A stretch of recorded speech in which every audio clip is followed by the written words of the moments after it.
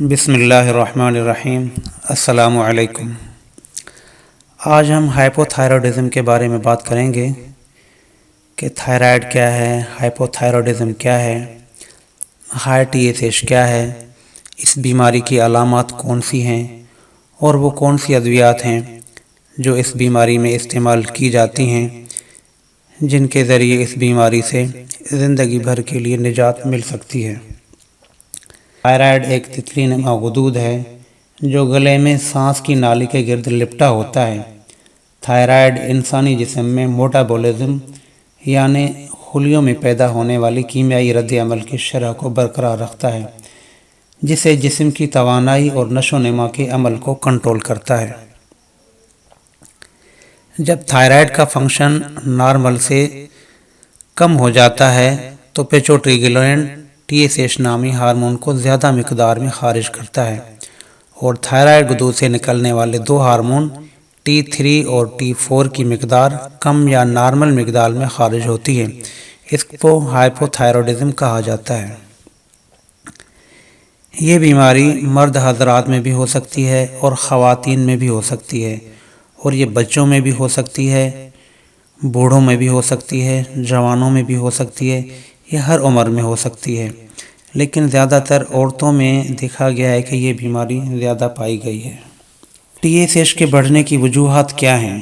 کیوں بڑھتا ہے یہ؟ تو ہمارے دماغ میں ایک ہائپوتھیلمس گلینڈ ہے، وہ TRH نامی ہارمون خارج کرتا ہے جو اسٹیمولیٹ کرتا ہے پیچوٹری گلینڈ کو، اور پیچوٹری گلینڈ TSH نامی ہارمون خارج کرتا ہے جو کہ اسٹیمولیٹ کرتا ہے تھائرائڈ گلینڈ کو۔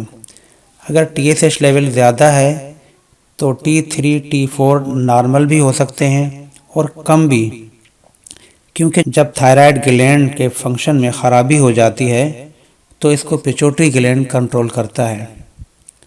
اب اس کی علامات کیا ہیں؟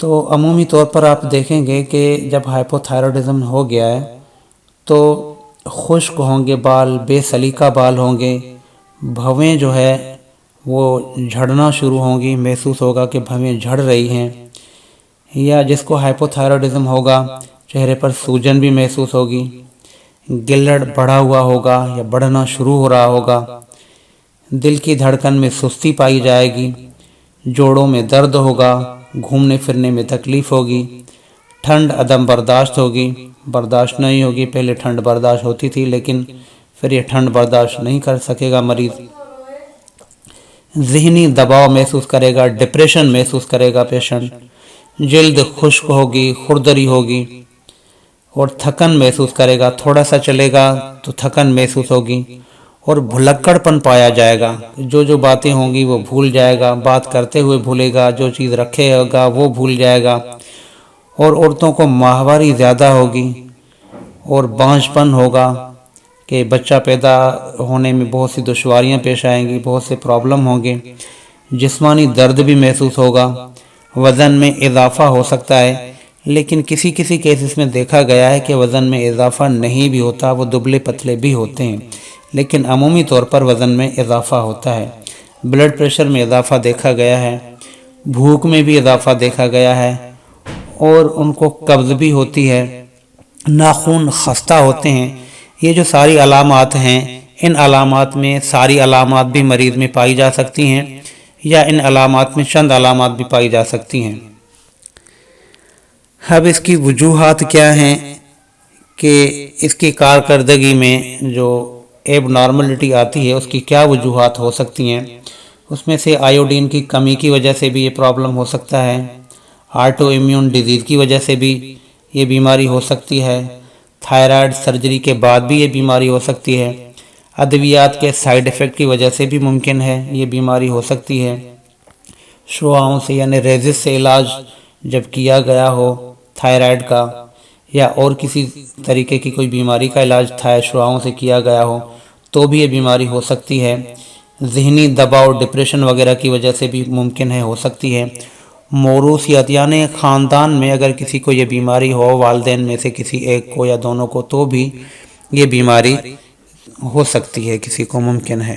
ابھی ہم علاج کے بارے میں بات کریں گے تو رواجی علاج کے مطابق یہ مرض صرف کنٹرول ہو سکتا ہے لیکن مستقل ٹھیک نہیں ہو سکتا، اس لیے زندگی بھر دوائیاں کھانی پڑتی ہیں، لیکن ہومیوپیتھک ادویات کے ذریعے مکمل اور مستقل شفا مل سکتی ہے۔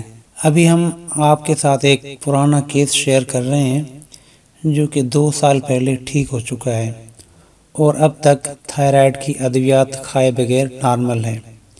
یہ ایک 15-16 سال کی بچی تھی۔